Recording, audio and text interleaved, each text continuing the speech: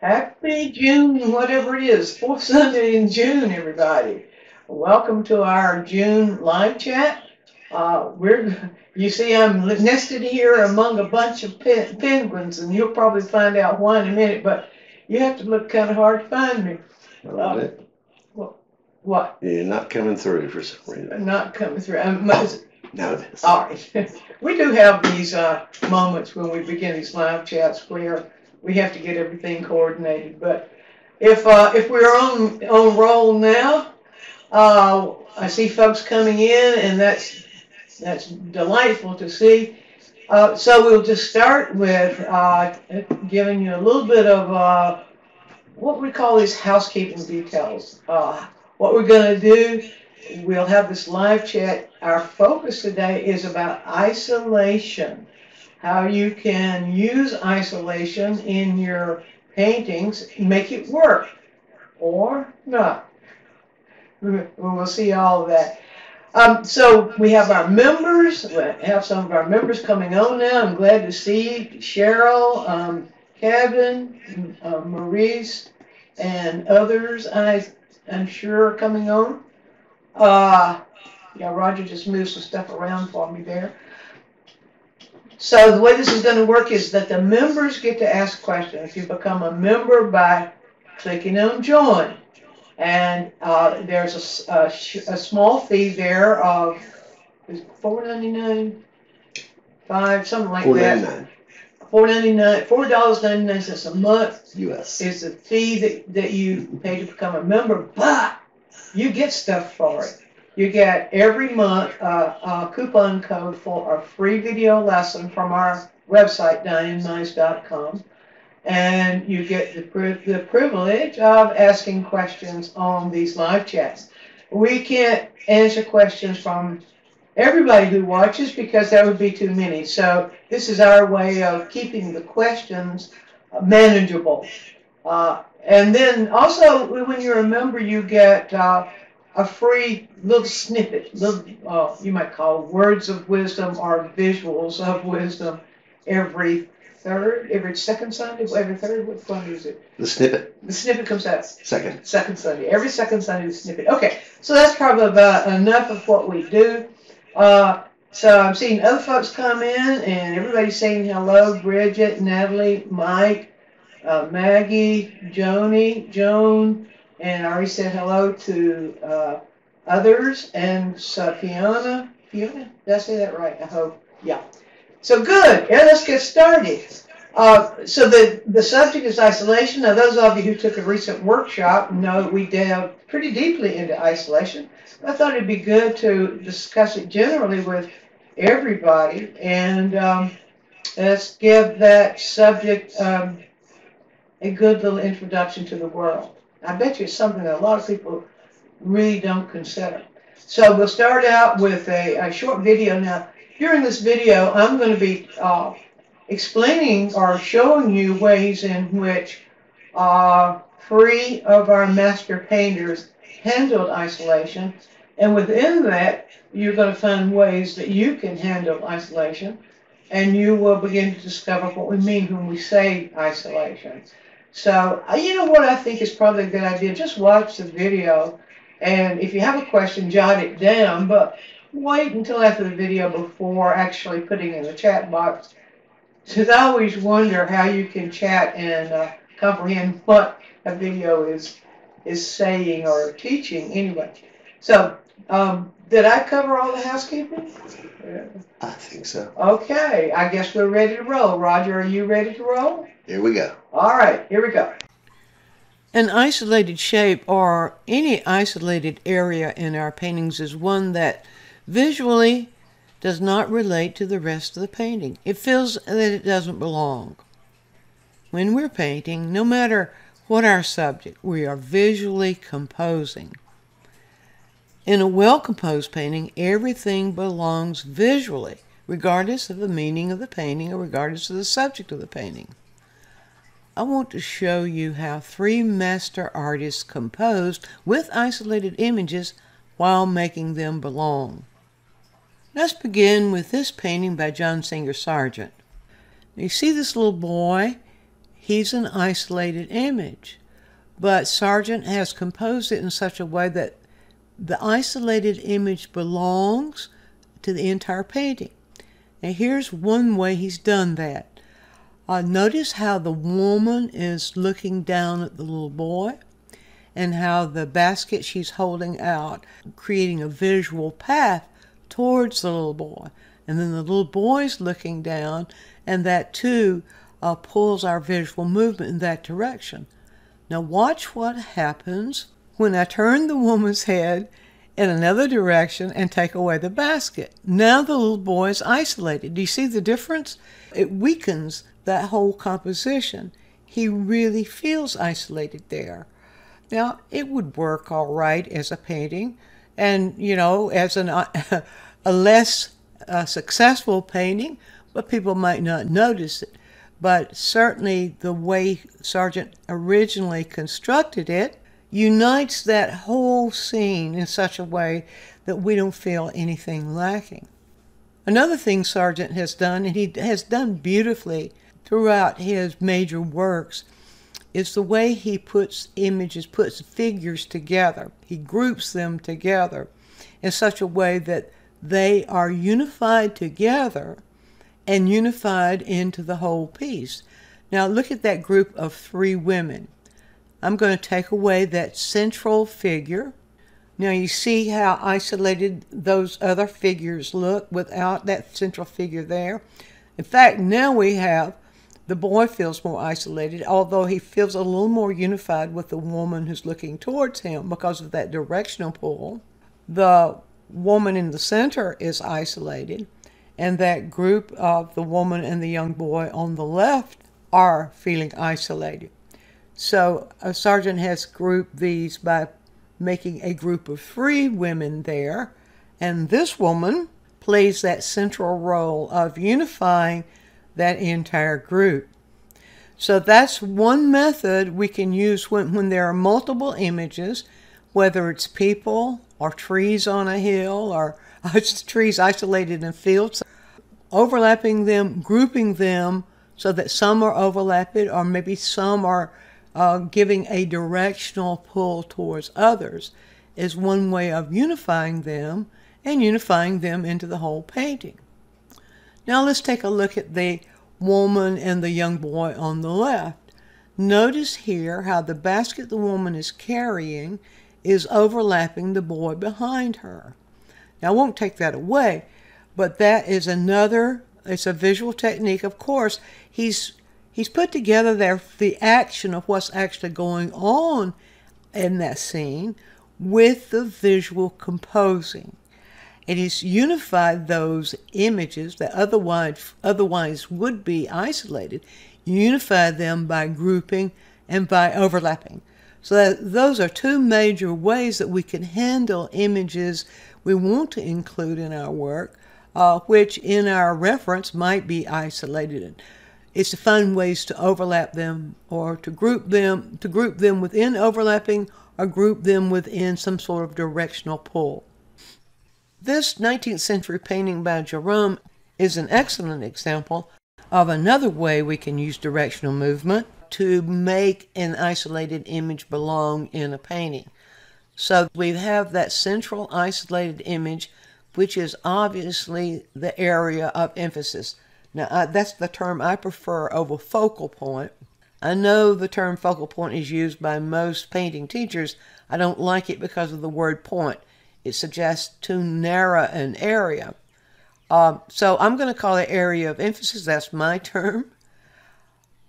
Back to the subject, we can see that central figure, that isolated figure, is our area of interest, but belongs to the piece, does not stick out like a sore thumb, belongs to the piece for 3 different reasons. And those 3 different reasons are also techniques we can use to make isolated images belong to our paintings.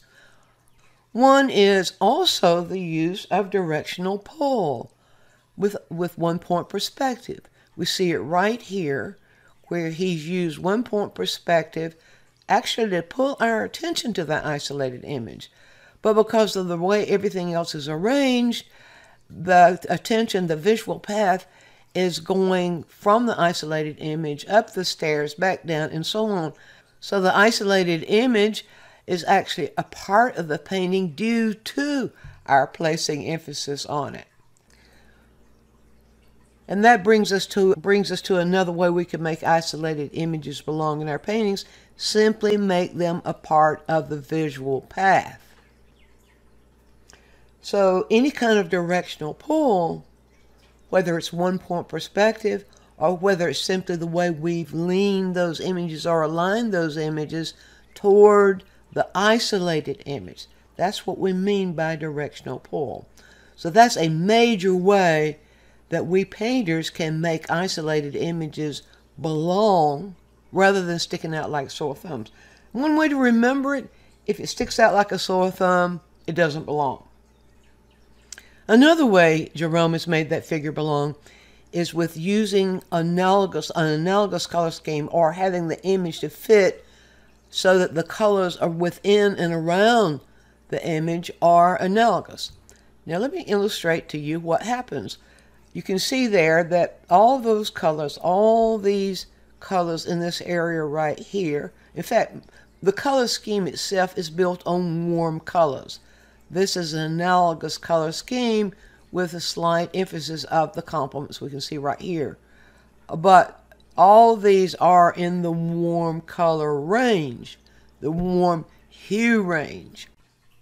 Now what if Jerome had used here a blue garment instead of a brown garment? There you go. See how isolated that feels? If he had used that in his painting, not even doing that would cause it to fit into the rest of the painting, even though this hue is pretty much in the same hue range as this and this and this and this. Nevertheless, because it's that central figure, because it's an isolated figure, it sticks out like a sore thumb. That's the sort of thing we watch. We lean color or lean hue in such a way that it blends visually with the areas around it. So that's another technique we can use to make the isolated images belong. And a third way we can make isolated images belong, illustrated by Jerome here, is value range. Finding a way to keep the isolation, or most of it at least, in a similar value range. Let's bring the color reader over to do that. We'll just park it about right here. Now let's bring our little color value reader over, and we start reading. Now look right here. This is the value range. So I'm going to read areas within his cloak, and I find it's mostly in that dark value range right here. And now let's read the area around it. And there you are. The area immediately around him is kept within that dark value range. As long as the values are within 3 value intervals of the values within the major values within the isolated image itself, it belongs. It has enough contrast to emphasize, in this it does, has enough value contrast to emphasize the image, but it belongs in that value range, and that helps the image feel as if it belongs to the whole painting. Andrew Wyeth is a master at composing with isolated shapes, and Christina's Whirl is a prime example of that mastery. And this brings us to the last, and you might say a very important way that we can compose with isolated shapes, and that is to allow the isolated shape to be the subject of the painting itself. But if he had just simply made her the subject, such as we see here, the painting would not be nearly so powerful. Maybe a bit mysterious, but not nearly so powerful. And even if he'd placed her in the same environment without the other isolated elements, we see it still feels empty, meaningless. Here's the environment that Wyeth chose to put Christina in. We see two major shapes, and this is often a wonderful way to compose that sort of message where you're making the isolated images, or the isolated, in some cases, a single isolated image, as the subject of the painting itself. It's what the painting is all about. So this is the environment, just two empty shapes. Now remember, we're dealing with two-dimensional space when we're painting, and this is what Wyeth has set up here, a two-dimensional space with two major shapes. He's placed Christina in that, but it still feels empty. Christina is isolated in this big space, but nothing up here to really bring our eye to where she's going. Now we add the house, we have more meaning, but we have only a single directional movement. So the eye only does this. But when we add the little building, we see the composition come together. Look what he's done here now. The little building serves as a visual anchor, you might say, to pull our eye back in this direction and bring our eye back down to Christina. And so now we have a triangular path. We can see it diagrammed right here.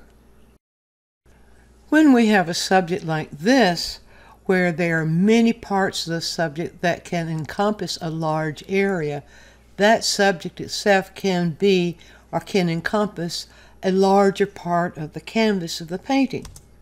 And when we do that kind of use of an isolated image, then the many parts of the image itself become other parts of the painting, and it is no longer isolated. Let's stop now and give you a chance to ask your questions. All right. I hope you've got some questions. You know, I think one reason we see so much isolation. I got this question before when we had this in our workshop. The question was, why are so many images isolated in paintings we see, and especially in exhibitions? And you know, the same sermon I've been preaching for however long we've been doing this, that if you're only paying attention to the images and to making those images look like themselves, chances are that, well, you run the risk of they're isolating out from the painting.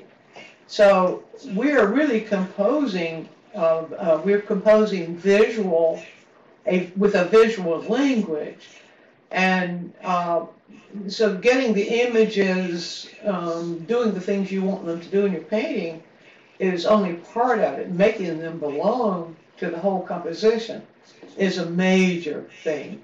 And so that's what I think, that's what my whole focus is on everything as far as teaching painting is concerned. So do you have any questions now about things that concern you about isolation, about the various techniques that we can use for isolation? Well, I'm still struggling with directional pull. I know there are many ways but how to decide what is best to use so that isolated images draws to the eye but not overpower, and like Christina. Okay, let's talk about that just a little bit. Directional pull is my term. Other terms that are used for it is simply a directional movement, directional visual path. Sure.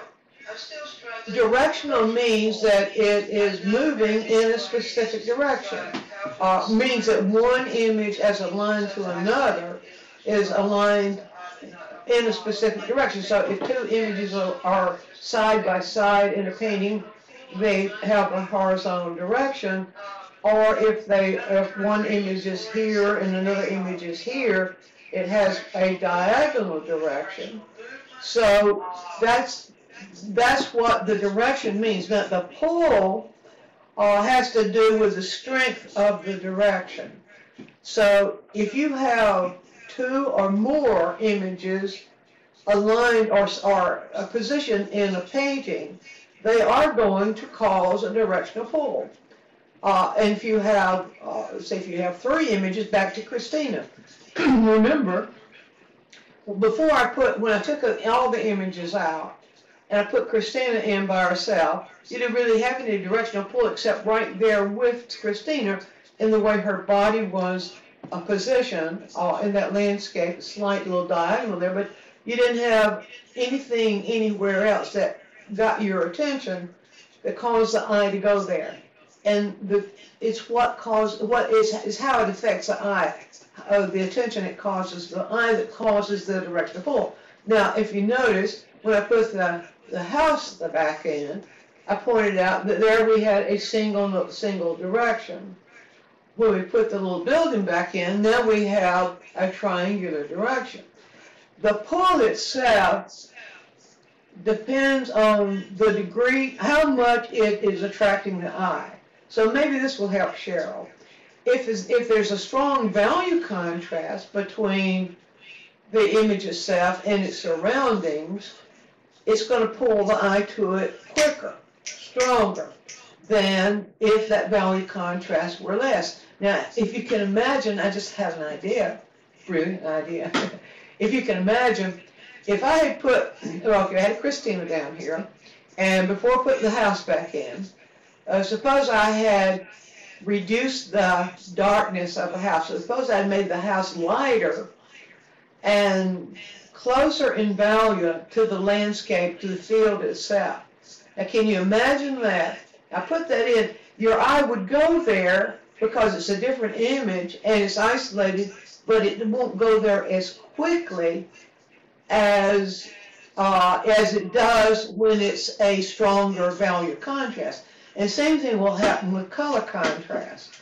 The closer relationship images have to their surroundings, the more, you could say, the calmer they are, or the less, the less interested the eye is to go there. The stronger that color contrast of any image with its surroundings is going to attract the eye quicker. So it has to do with the directional pull that we establish in a painting has to do with to what degree we call attention. That's the emphasis principle again. To what degree we call attention to the images themselves, to each image, and to the images as they relate to each other. So if you have 2 images, you have one, size is another thing that will affect it. If the images are equal size, equal value, the eye is just going to go back and forth. It won't know which one to go to. So it's the amount of attention that the images get. I mean, let me say that differently. The amount of attention that an image gets, or the degree to which the eye wants to go to it, depends upon how much it draws the eye to it. And the things that cause the eye to go to something are its size, its position within the painting itself, its value contrast, its color contrast, and sometimes it may also be influenced by the directional pull. So I hope I didn't make that too convoluted, but you know, you get me started on something, I don't know where to stop. Somebody's got a bad echo. Okay, Mary Ellen says, Diane, can you talk a little about the topic as it relates to non-representational painting? Non-representational painting, yes. Well, it's the same thing in non-representational painting. I get getting a word, my tongue twisted around that word. In non-representational painting, we have, the only thing that's missing are the recognizable images. But strokes or shapes of that are emphasized, to the degree that they are emphasized, they're going to attract the eye to them. So if you have a very calm shape, say, take a Mark Rothko, for example. His paintings are more known for his color field paintings, where there's really not a lot of value contrast. The eye is bathing the whole surface pretty much at once, And there may be some variations that might pull the eye to them. There's not a lot of activity there. Well, but compare that in non-representation with a Kandinsky. And a Kandinsky painting is very active because there are lots of shapes, there's lots of value contrast, and you will notice in Kandinsky that the shapes and the value contrast might vary in color contrast. So it's all the things that get most attention are the things that are more contrasted with the area in which they are located. Now, if we go to the idea of does it belong, is it overemphasized, or is it just like I use the term sticks out like a sore thumb. That's a good old southern term, but maybe used everywhere else too, I don't know. Anyway, that's why it's important to have color harmony. The whatever you use for getting color harmony harmonizes the whole painting so that it helps things belong. And we know that analogous colors will do that. We also know that closer value contrast, that doesn't mean it's got to be absolutely, just a single value difference, but within a close range of about 2 to 3 intervals of value contrast also helps to unify because it's keeping it pretty close in the value range. So maybe let me know if I said enough about that. Was it Mary Ellen? Let me know if I said enough about that. If not, I can rattle on some more about it. Cheryl, so the emphasis principle depends upon our own decision as to whether we want attention to it. Absolutely. Absolutely. The emphasis principle, the degree to which we use it, if we can overemphasize, I like to relate emphasis to sound. What, Roger? That if you have a sudden loud sound, then that sound is overly emphasized. So if we have sound, when we're, say, an orchestra, for example, in an orchestra, the degree to which the sound is emphasized gets our attention. The same thing happens in painting. So if we have an image or a portion of the image overemphasized, then that's going to create a disconcerting area in the painting. So yes, to the degree that we want to emphasize it, and that is one area of how we use our creativity, because emphasis is a wonderful tool for creative expression. So I don't know if I made that clear or not. You could, like I always say in these chats, just let me know whether I made it clear. Okay. Seems like YouTube's the one that's having some problems with audio. Roger just found out he's got a note for you there. Okay, Mary Ellen. Okay, Mary Ellen says that's very helpful. Rothko and Kandinsky examples made it clear. Oh, good, good. Because they're really opposite. They're both great artists in their genre, but they're opposite as far as how they use those principles. Okay, now let me see. Where are we, Roger? That's it. Huh? We're there. Oh, we're there. Yeah. We're there as far as the questions go? Yeah. Okay. All right. So, what interests me are the variations that we have, of various ways that we have, that we can actually make images that are isolated out in the world, images that we want to use in our paintings. We can, as artists, we manipulate those. We don't have to, take a picture of it and go copy the picture. That doesn't get the job done. But we might take a picture to record the image itself, but then we can rearrange or edit or do these things that enable those images to belong together and belong to that composition. To me, that's the exciting thing about painting. It's not just making images that look like something. Okay, Joni, what you're saying is so helpful. Thanks for the questions and the answers. Yeah, the questions sure do make it help clear things up, don't they, Johnny? Cheryl says, thank you. I'm pondering on my homework and whether I'm really creating a directional pull or not, and whether my isolated image is just the right emphasis. Well, the best way to find out is go back and turn your back to it. Step back from your work. Homework, for those of you who don't know, this is the workshop we just did and the homework the students are doing for the workshop we just did. It was on isolated images, so that's what that's all about. Here's the best way to test that. You know, we can look at our work. How many times I've talked about that? We can look at our work while we're in the process of working at it. If we get too involved in it, we no longer are able to see it. There's one thing. The other thing is overthinking. When we're working a principle, we have to think about the principle in order to understand how it works. But then there's that danger of overthinking. And so we've got to respond visually. In our heads, we work out we learn how the tool works. We learn how to make the tool work. But we also then have to learn how to respond to how it works. So that means that we have to give a visual response to what we're doing and not a thinking response.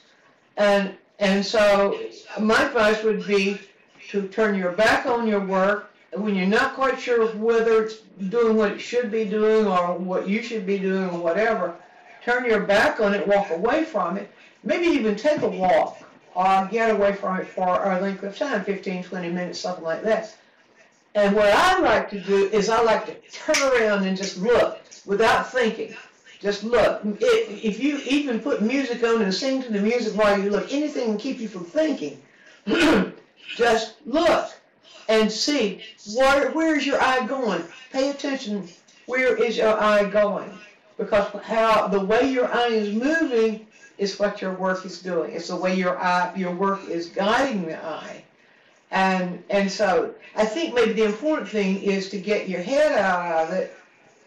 Think through only to the point that you understand the skills, the techniques, because we have to, as I said before, we have to think about the techniques in order to get a handle on how to make them work. But then we need to stop thinking, because remember, we're working in a visual language.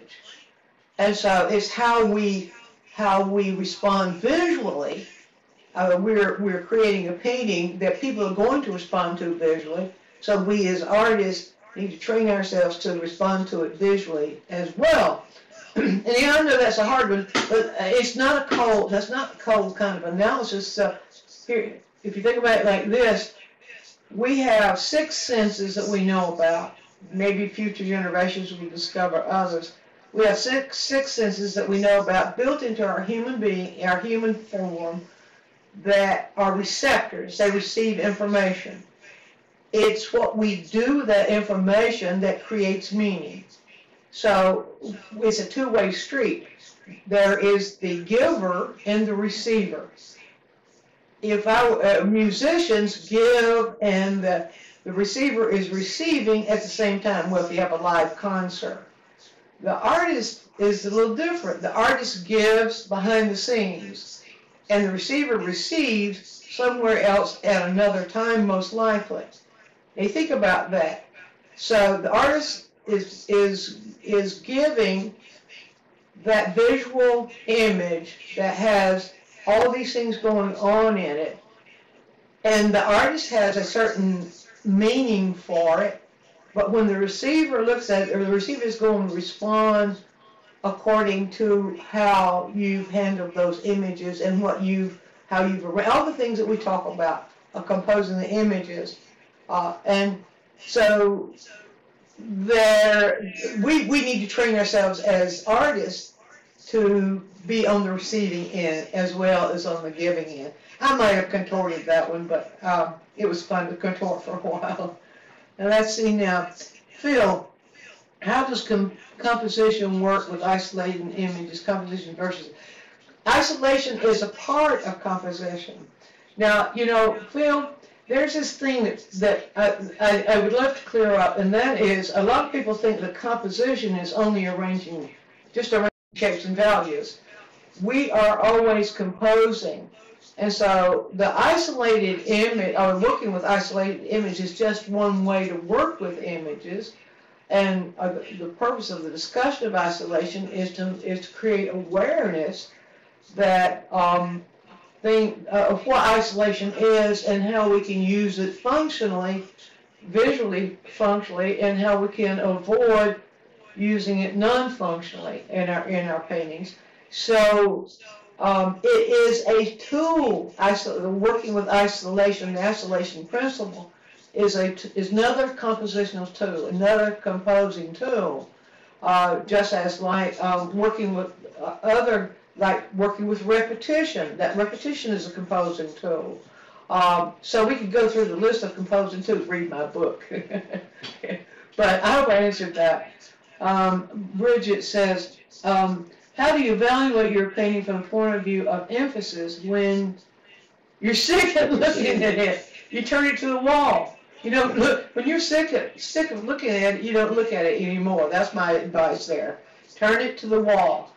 Turn it to the wall, and even if you have to turn it to the wall for a week, a month, 3 months, 2 years, whatever it takes, until you could go back and turn it around and look at it fresh.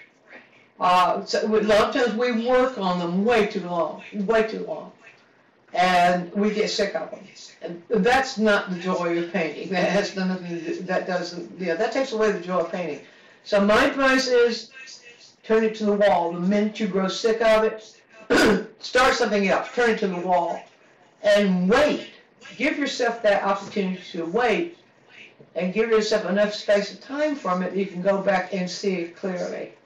And then I think you will find that you'll be able to, how did the question go? Yeah, you will be able to see where the points of emphasis are much more clearly when you give yourself some space. All right, space and time, I should say. Joni says, they say you only have a few seconds to get someone's attention, so this is important.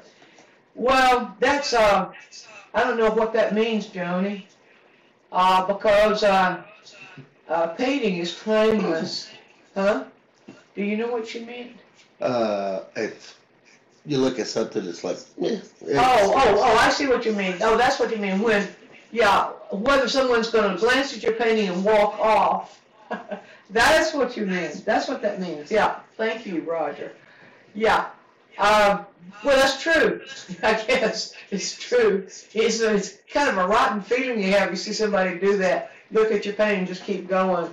But remember, so maybe somebody might not be seeing what you're doing, but somebody may have a fight with their spouse on their minds or something like that. They might not even have seen your work. So that's. But anyway, I get off the subject on that one. Yeah, but if you have those points of emphasis there, if you have something, if your painting is set in such a way that it at least causes the viewer to pause and look at it, then you've got a better chance. And you also have to account for different people's taste, and I don't care about that kind of thing. Maybe I should, but I don't. Serendipity, Mr. Kevin. Is it common for fledgling artists to overthink everything? How does one get out of that? Get out of their one way? Yes, it is. It's very common. And what makes it worse, Kevin, is that there are just too many people that are throwing rules at you. So the overthinking is your worst enemy. Remember where it's appropriate to think. Think only when you're doing the exercises. Think only when you're working stuff out. Not on your painting. Not any more thinking that you can possibly help while you're painting. Painting should be a matter of seeing and responding. Seeing and responding. Without this mental stuff going on. But remember that what goes into that, building techniques. Painters build techniques. Any craftsperson, and painting is a craft. The activity of painting itself, of picking up paint with a brush and pushing it onto a surface, that requires a craft. And we learn the craft of painting, whether it's watercolor, oil, gouache, pastel, colored pencil, that doesn't make any difference. Each one has its own craft. And so you learn the craft, and you learn how to work that without thinking. And you also learn the craft or the techniques that go into how to place images and what to do with images, and all the stuff I teach. So think ahead. Think in your sketchbook. Do your thinking in the sketchbook. Think where you're working things out. But don't think while you're painting any more than you actually absolutely have to. That's where the visual response should come in. So your question was, how do you get over it? Stop doing it. And the way we correct habits is becoming aware of the habit, and then becoming aware of not doing the habit, whatever the habit is. We change the habit. And so there's little tricks you can do. There have been times when there's been in some of my gesture drawing classes where I have my students who I'm trying to teach them gesture drawing. A gesture drawing means that you're drawing the gesture of the image and not the shape of the image. The shape is the guide, but you're drawing the motion, the movement of the image. That's what gesture drawing is. But some people are so accustomed to drawing these tight little well thought out lines that learning gesture drawing is difficult for them. So one exercise I've used, and I think is somewhat effectively, when I'm teaching people gesture drawing, is to give them a nursery rhyme to say while they're gesture drawing. They have to say the nursery rhyme out loud. Now, no, if we grew up these nursery rhymes, they're automatic to us. That's why I choose the nursery rhymes. So I don't have to think. So if you're trying to do gesture drawing, if you have an image of a puppy here, and you're doing a gesture drawing of it, and you are saying out loud, "Mary had a little lamb, its fleece was white as snow," and you're trying to keep your gesture drawing going, you have to be responding visually while your left brain is occupied with the words. You can do little exercises like that where you automatically have your thought process occupied with something else. Another thing you do is to sing to yourself or listen to music and listen intently to the music while you are working. So there are things you can do, and if you want some more of that, of the kinds of exercises, if you'll ask me on quick tips, and maybe I'll do a few quick tips to kind of guide you through that. Kinds of things you can do to keep yourself from overthinking. But you're absolutely right. And fledgling artists, that's his word. I think I kind of like that. I like you, so also emerging artists. Don't take rules to heart. They're techniques. And there are principles. There are principles that function, that those techniques function by. When you learn how something functions, it's like any tool. You learn how to use it. You don't have to have rules. Those rules are only going to hamper you. All right, I probably preached too long on that, but it doesn't matter. He says, I really need to hear that. Thanks so much. You're welcome. Have fun with it. Bridget, how can you recommend a book with lots of good exercises for oil painting in particular? Oh dear. Oh dear. A book with exercises for oil painting. Whoa. I guess maybe I'm hesitating because I don't know that many, because most of the books I know about that are about oil painting will also tend to teach rules or tend to lean you towards copying what the artists who wrote the book are doing, you say, about oil painting. Bridget, you see, would you put that as a question in the comments section on our quick tips, and let me do some kind of prowling around, because honestly right now there's not one that pops out as one I would recommend where you are practicing the skills where you have exercises that are practicing those kinds of skills. Maybe I need to write that one, but I don't know when I'll have time for it. So I'm not.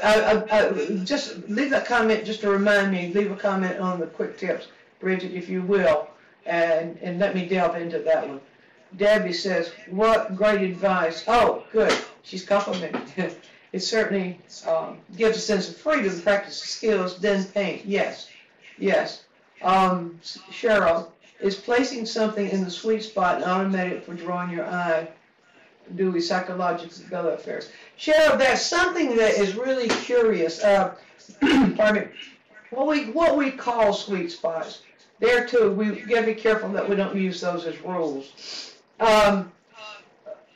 It's still a mystery why the golden mean works. It's still a mystery why placing images within that division of the golden mean works. The reason it works is it allows for a kind of very pleasant balance. And the sweet spots are based on the golden mean. If you have one of those Fibonacci tools, if you don't have one of those of you are interested in composition, I think it's a wonderful tool to have, and their own Etsy. Is it Etsy, that place? For very inexpensive, and they're really, it's a nice little tool to have. It's a little proportional tool that shows you can find the sweet spots with it. But the reason I say that is that sweet spots, any rectangle, if you the four corners that are the four corners on the outside of the rectangle, in the dead center, those spaces that are halfway between that center and each corner are what we call sweet spots. It's a larger space. It's because of a larger space. That place is within that golden rectangle. That the square and the golden rectangle has a square, it has an extension of 0.618 proportion to the one of the square. We don't know. We don't know why that. It's kind of like, where does the soul come from and where does it go? We don't know. People have theories, but we don't know for sure. So the question, it may have something the eye feels comfortable going there. And so it is a kind of psychology. Do we psychologically go first? I think it probably is a kind of psychology. I don't know why. But for centuries and centuries and centuries, since the Renaissance, since Brunelleschi, since the Renaissance, artists have become aware that that area of a canvas, of a rectangle, the area of a rectangle, and it's magic, it's power. So it's one place where I don't have the answer. It's one of those places where I know it, but I can't answer it. All right, let's see. Love the nursery rhyme technique, Cheryl. Good. Everybody's thanking me.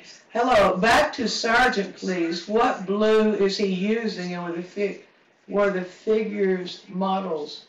Sargent, I don't know what blue he was using. Sargent, I don't know what blue he was using. I'm not sure. I don't know if the figures are models. Now, what I do know is in some of his paintings, he would see characters in doing various things, various activities in various places, and he would do drawings and quick studies right there on the scene. He might use his family as models, or I think he used his niece as a model for repetition of a figure in one of his paintings, the one whose title skips me right now. But I'm not really sure where the actual images of the people come from there. So I'm going to answer. I'll just leave that one there because I don't know exactly. I don't remember if I've ever read exactly whether he developed his paintings developed that particular painting from doing studies of the people he observed doing fishing or oyster. He said fishing for oysters. Was that right? Oyster fishing, yeah. I have something else. There's another title for it. I'm running blanks now. But anyway, I'm not real sure, and I don't really know what blue you use. Which blue are you talking about? Could you be? Let's see. What blue is he using? What blue is he using? Not real sure. Is that Deanna? Deanna? Good to see you. Okay, not real sure. I'm sorry I stumbled over that one, but I'm not sure. Okay, let's see. Oh my goodness, we're getting really, really short of time. Catherine Loudon. Oh, Catherine Loudon. Just become a studio insider. Just became a studio insider. Welcome, Catherine. So we will give you, if I remember to, any new members who join, and especially join during the chats, we especially welcome you. So we're getting close now to wrapping this down. We just have a few minutes left. So if you have another question you want to answer, want me to answer, if you want to ask, or you want to answer one of my questions, whatever, go ahead and put it in. I do appreciate all of you joining us. We have a real good attendance this afternoon, and it's a wonderful subject. Go explore it. But you know, I didn't realize that the isolating images could take us to the whole process of thinking and the fact that we're communicating visually. But you know, there's one place where I hope you'll really take it seriously, knowing the difference between when you're overthinking, when you're trying to follow somebody else's rules, just because somebody tells you that you should never do this and you should never do that. There's when you should say, you should doubt that. You should doubt that. Look what the masters do. You can just take the, I haven't said anything about Richard Schmid today, but you can take Richard Schmid's book, Alla Prima, and go through it and examine it, and you probably find where he has done many of the things where you've been told you should never do. So I would be very cautious about having anybody to try to thwart your creativity by telling you not to do something. And something else, if anybody tells you that your work is inferior and not worth whatever, anything like that, that person does not deserve your attention. You should delete that person from your thoughts. Oh, wow, we just got a tip from Serendipity. Thank you. All right, let's see. Catherine says, I have just rejoined. I would like to thank you for all the valuable lessons I've learned from you on YouTube over the years. Recently saw my first page. Well, congratulations, Catherine. That's wonderful. Oyster gatherers. That's the other thing it's called. Oyster gatherers in Cancal, or Cancal, I think. Oh gosh, here I go, showing me ignorance again. It's foreign. Yeah. May I contact you by email? Yes, indeed. Always available. You can always go, if you want to set up a consultation session, you always go to the website, click on if you're on a computer or a laptop, you can click on the left-hand column, and it kind of falls in line with other things if you're on your some tablets and if you're on a phone, where you can say something about schedule a session with Diane, or if you'd like to schedule just those of you, you just go there and find out what's available. DianeMinds.com, 2 N's, DIANNE, DianeMinds.com, where we have all of our video lessons for download only, and also other ways that you can find help. Don't forget our weekly quick tips. Those are always available to you. And very soon, we'll have the Academy available for you to take courses online, in-depth courses on various of the topics about composing paintings. Okay, that's it. I'm running into the sign-off time. Thank you all for joining us. This has been, you've had some great questions, and anytime you can get me going, you know it's a great question. So you're quite welcome. All of you are saying thank you. Yes, it's been our pleasure, and we hope you will join us again in July. We're going to be on the third Sunday in July, aren't we? Hopefully. I think we've got it on the The schedule. third or fourth. The third or fourth. We decided, yeah, we'll decide. It's either going to be the third or the fourth, but we'll let you know ahead of time. Keep your eye on your email. Thank you so much for your support, and happy painting. So bye-bye for now.